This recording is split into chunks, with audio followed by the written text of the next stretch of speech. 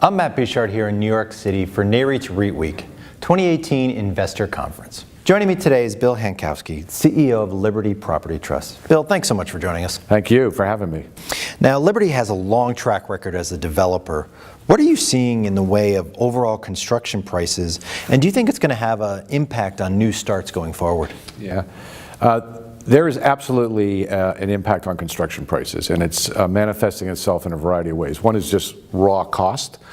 Generally, construction's 50% labor, 50% materials. I'd say the labor side is probably not that raising that much, but on the material side it is. When the tariffs were announced, distributors immediately raised prices even though tariffs hadn't been imposed.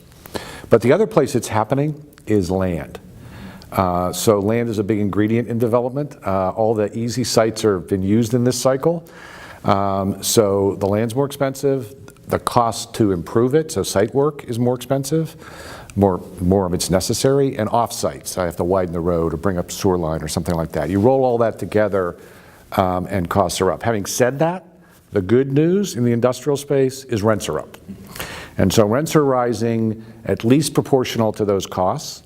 So for us this year, we think we're going to start 500 to 600 million in new development. And I think right now, based on our projections, we're probably going to be at the high end of that range. We've started 9 buildings so far this year, 230 million in new construction. So it's not keeping the market from building and responding to the demands of customers, but it is more expensive. And looking at your current pipeline, is there one project that stands out for its significance or what it will mean to Liberty's portfolio?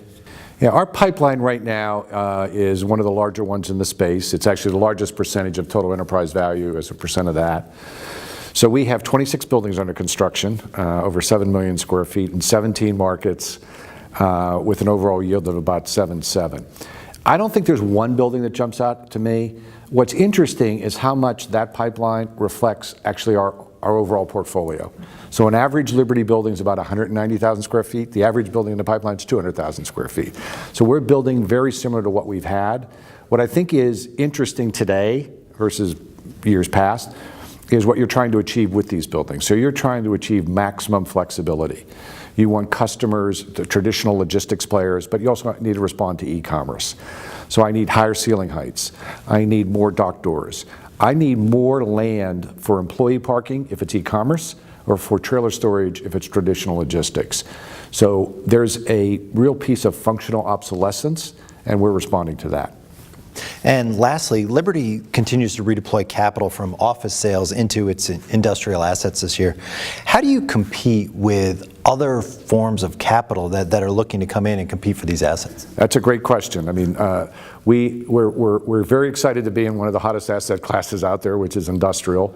And you're right, we plan on selling 600, 800 million of suburban office product and exit the market in that.